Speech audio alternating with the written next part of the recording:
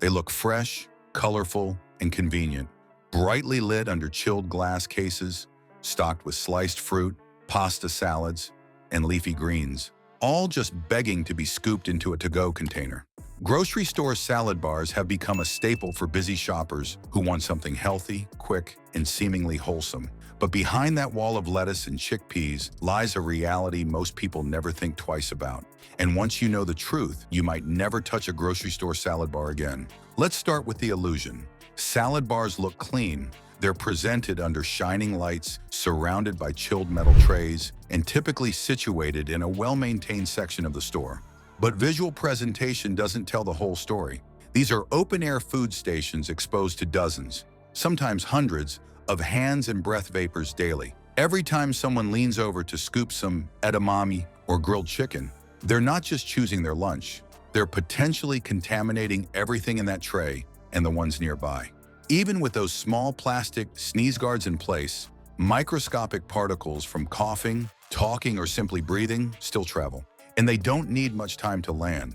Then there's the issue of utensils. How many times have you seen someone drop a serving spoon back into the wrong bin? Or worse, use the same tongs for bacon bits and cherry tomatoes? Cross-contamination is one of the most underreported issues at salad bars, and it's shockingly easy for allergens, raw proteins, or even bacteria to make the leap from one item to another. For people with allergies or dietary restrictions, this isn't just an inconvenience. It's a health risk. A trace amount of peanut or dairy residue can send someone into anaphylactic shock. A splash of raw chicken juice near spinach? That's a salmonella outbreak waiting to happen. Temperature control is another silent problem. According to FDA food safety guidelines, cold food must be held at 41 degrees Fahrenheit or below to prevent bacterial growth. But here's the catch. Most grocery store salad bars struggle to maintain that standard consistently.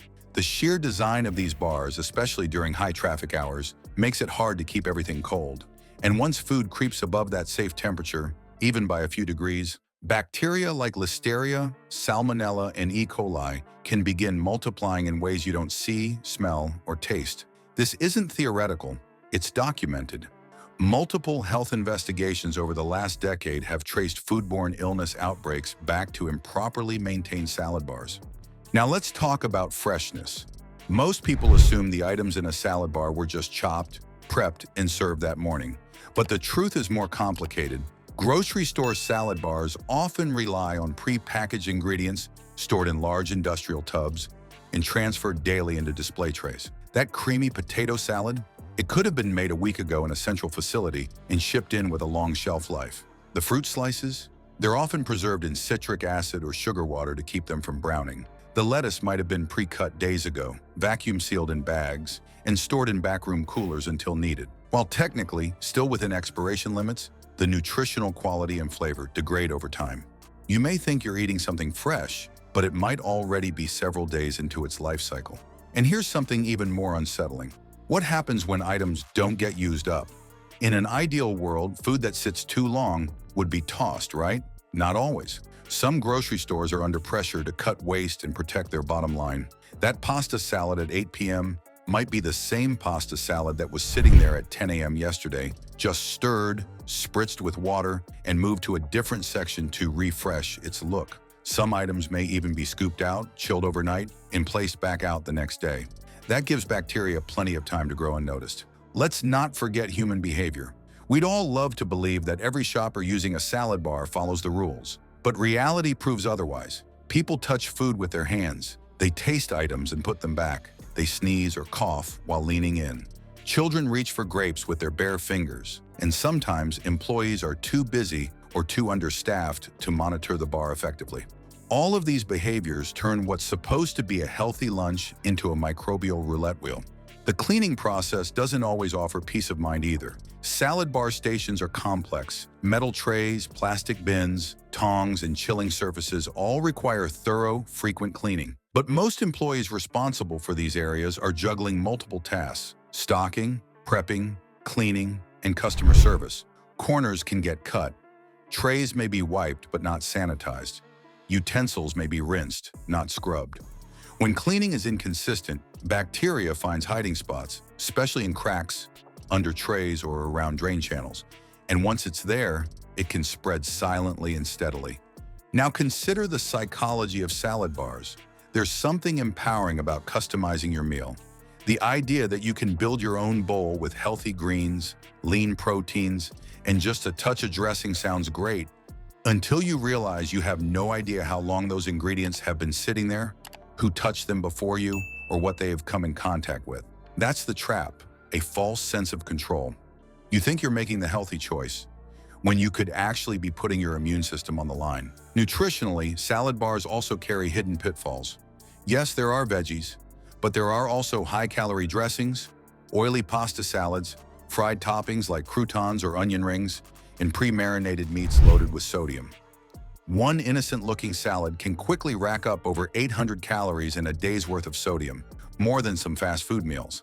The temptation to get your money's worth can lead people to overload their bowls with extras, defeating the purpose of eating light in the first place. Even cost can be deceiving.